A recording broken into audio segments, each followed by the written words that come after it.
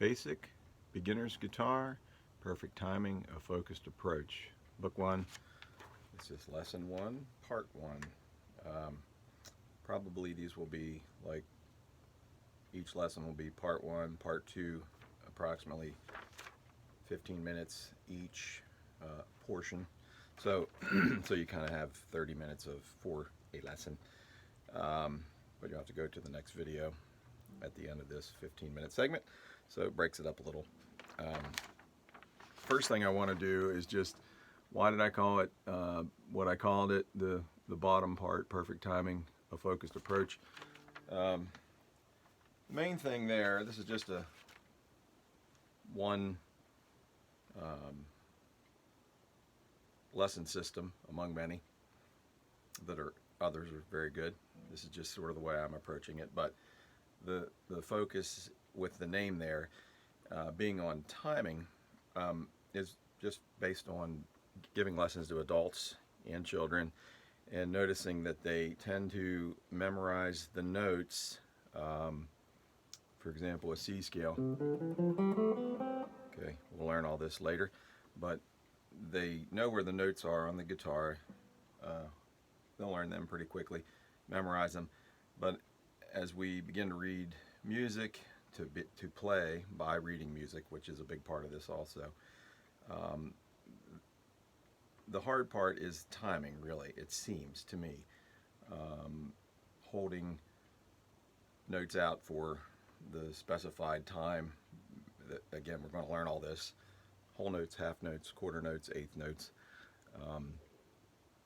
And all the little aspects of musical notation that you have to get used to and have memorized. They tend to, new students tend to think, oh, I got this because I played the right notes, but the timing's not good. And so that's such a critical part of playing anything, music, any instrument.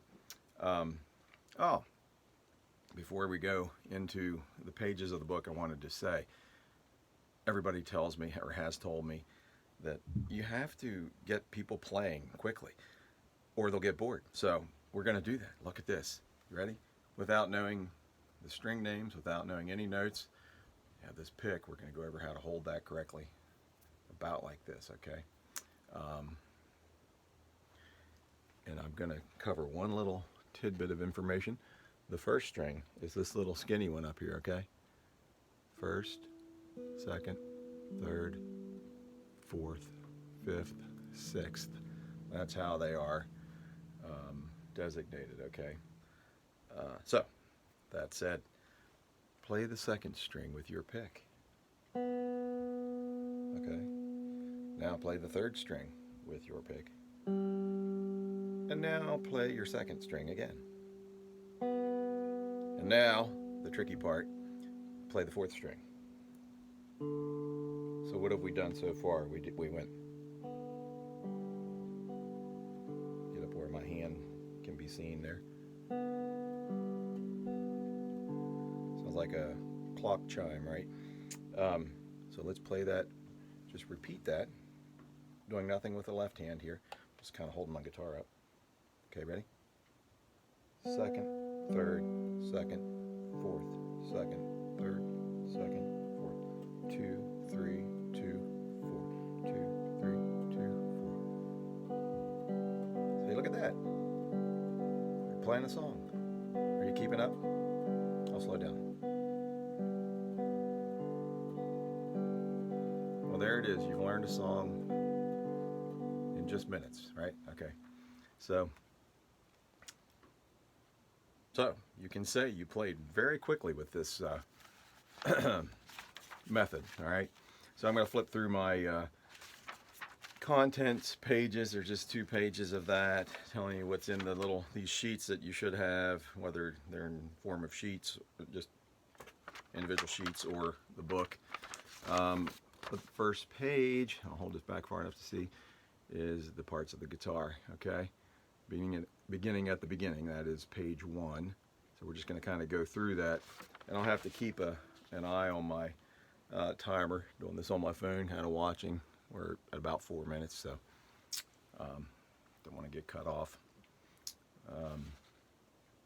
So the basic guitar parts, okay? Headstock, this wooden piece up here at the end of the neck. This is the neck, we'll mention that later, but this is the headstock up here, okay? Kind of houses these are tuners or tuning pegs or tuning machines. This design of guitar, obviously this is an electric guitar. We'll show a few different kinds and kind of learn any of them with this method here we're doing. But this is just one design that has all 6 tuning pegs on, that's probably what I would call them the most often, or tuners. All 6 on one side. They did that for reasons, kind of a smart design, but here's an acoustic guitar that I have, showing, obviously the headstock looks a little different. That's this part up here, and it has 3 tuners, tuning pegs per side, okay? Just a different design. And this is an acoustic guitar. Why? Well, because it has a big hole in the middle, right? Now that's the sound hole, which we'll get to here, but anyway, so we move on down.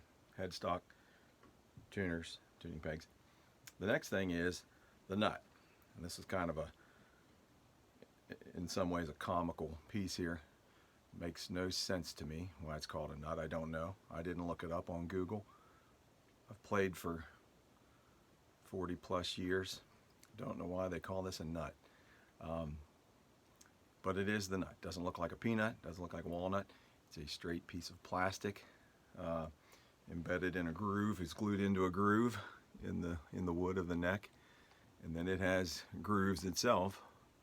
In itself, 6 grooves for the strings to ride through. Okay, but to know that that's called the nut is very important, because we'll reference notes on the neck in reference to how many frets above the nut it is, that kind of thing.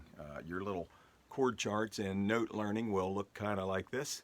You won't see the headstock, and you'll have just kind of start at the nut and have about 2 or 3 of the frets, and those little diagrams will kind of look that way. So you need to know, it'll say the nut, right? Okay. The frets are these little, they're actually wires. The steel, well, they don't look like wire, but they are. People would probably call them little steel bars or just metal pieces. They're actually nickel, usually, sometimes stainless steel.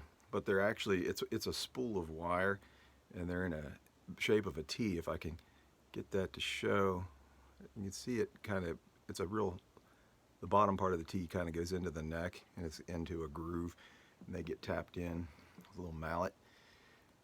And then they snip the sides off and polish these up so you don't cut your fingers. Makes them nice and comfortable, and then they adjust everything. I think we get into this later, placement of your fingers. The frets are the metal pieces, but when I say first fret, it means putting your finger behind the first fret, what they call behind it. Okay. 3rd finger here, we'll get into that too. Why it's which fingers, 1, 2, 3, 4. Okay. So here's 3rd finger, 3rd fret on the 2nd string. So I'm at the, you kind of look at the spaces as well. The space is 1st fret, this is 2nd, this is 3rd. And the frets are 1, 2, 3. Okay. Pretty clear. The next thing, the little dots on the neck. They are called position markers, and they're usually at the 3rd, 5th, 7th, 9th, and then skips the every other one thing, 10, 11, 12th, and usually at the 12th they look a little different. They're either on the most simple ones like this, it's just double dots. Back to this acoustic guitar that I showed you, it's a little fancier, just trying to be decorative, I guess, but it has little diamonds. This particular one has one on the 1st fret, which is less common. Usually it's just single circles or whatever design.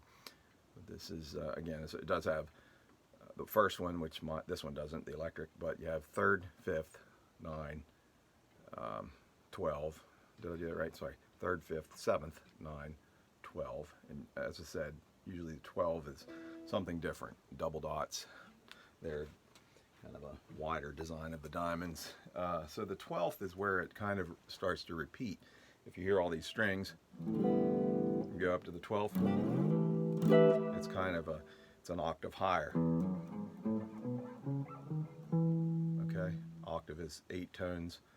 We'll get into all this later too. But basically it begins to repeat everything. So what you play down here just above the nut with the open strings is, okay, it's higher, but basically it starts to repeat from the 12th fret up. Okay, let's see, again, watching my time. Yeah. So the fretboard, the neck we kind of covered when I mentioned the headstock. The neck is the whole piece here from the body of the guitar, which is this, up to the headstock, which we covered. The whole headstock and piece here is the neck that houses all the tuning machines, the frets, the nut. Also, they're usually, this one is one piece of wood, and the fretboard, or I'll say fingerboard in this case, because it's not really a separate board. This is all maple, and as you can see up close, there is no separate board, as is the case with this. I have a neck detached from a guitar, and it's maple in the back. It's just a neck that's off of a guitar. Okay, let's see, it'll look like this, right? But it's a separate board. It's a rosewood as opposed to maple fingerboard, and this is actually glued on top to a neck constructed that's just a maple neck, and then they glue this on top. The reason for that is there's something to adjust the bow of the neck in here. Okay, flatten it out. It has a little bit of a bow this way. Really, if it's bending this way, let me see here. Pick down. What I'm trying to do is, it's bowed this way a little bit. You can't see it much, but it's very small. If it was bowed this way, the strings would touch and they wouldn't ring right.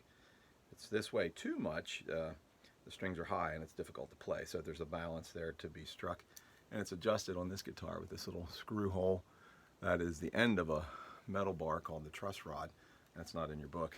That's just some extra information.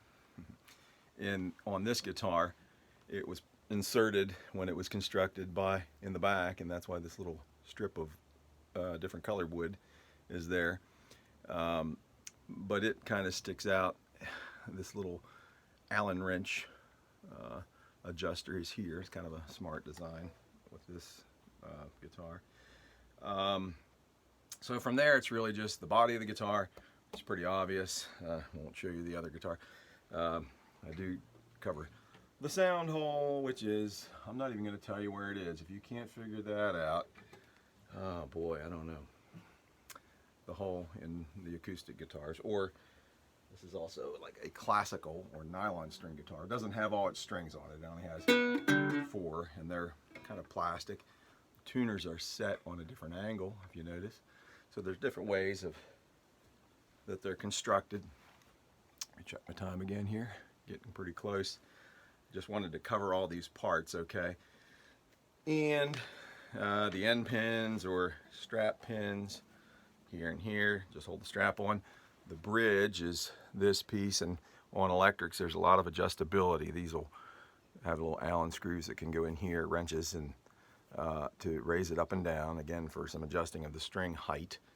You can also, with these screws here, move the little bridge pieces forward and backward to adjust what's called intonation, which is a tuning component of working with the electric guitar. So I think I'm going to go to my next video now to finish. Should have plenty of time there then with part 2 of lesson 1. So let's hop over there now and we'll finish up and go on to a couple other little things, okay? Alrighty.